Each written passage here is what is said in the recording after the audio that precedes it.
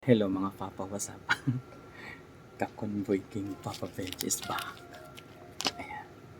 Tayo ay nakaakyat ng bukid kanina. Kaya nanguha tayo ng malunggay. Ayan. May malunggay tayo.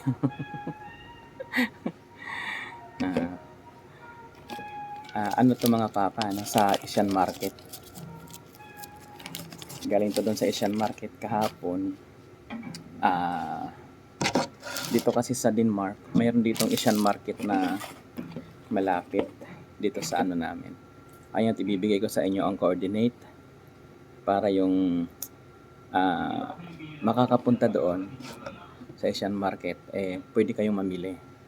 Mura lang ang bilihin doon. Kagaya ito, meron siya malunggay, tapos merong kangkong, ayan, marami siyang gulay, may okra, marami kayong mabibili. Ngayon tayo magtitinola ng native na manok. Yung native na manok doon din galing. Yung mga isda doon, merong alumahan, may tilapia, may bangos. Ayan. So, pagka kayo ay nagawi dito sa Denmark, malapit lang siya sa A45.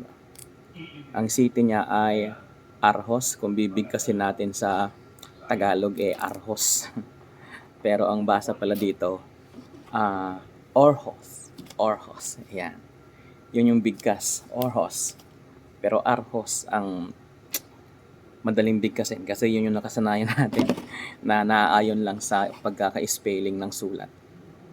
Ayan. So ngayon mga Papa, kung kayo ay magawin ng Denmark, isisend ko sa inyo yung coordinate, no? Along A45 lang siya. Magmula sa Padborg papuntang Aalborg. Excuse, ayan. Tapos exit lang kayo ng papuntang Aarhus. Sa city ng Aarhus, ang spelling ng city niya ay Aarhus. Aarhus. Pero Ohos daw ang bigkas nun dito sa kanila. Isisend ko sa inyo.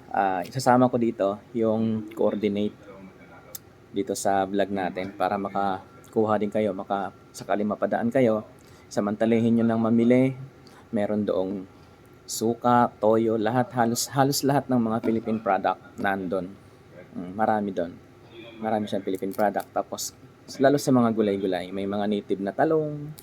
Ayan. Kung sakaling magawi kayo doon, samantalahin nyo ng mamili kasi yung mga ganitong pagkakataon, bibihira lang na makakadaan tayo sa mga ganitong Asian Market. So, isend ko sa inyo Papa, isasama ko dito sa vlog natin. Dito, nalagay ko dito para manabi ninyo kung paano pumunta doon. Kung sakaling kayo ay magawi dito sa Denmark. Ayan. Bibihira po kasi ang ganito mga Papa dito sa Europe, na makakuha tayo ng mga ganitong mga masustansyang gulay. Gaya niya, nakakuha ko ng malunggay. Okay siya. Marami doon. So, samantalahin nyo na pagka kayo nagawin. So, yun lang mga Papa. God bless. Ingat kayo sa biyahe. Ingat. God bless.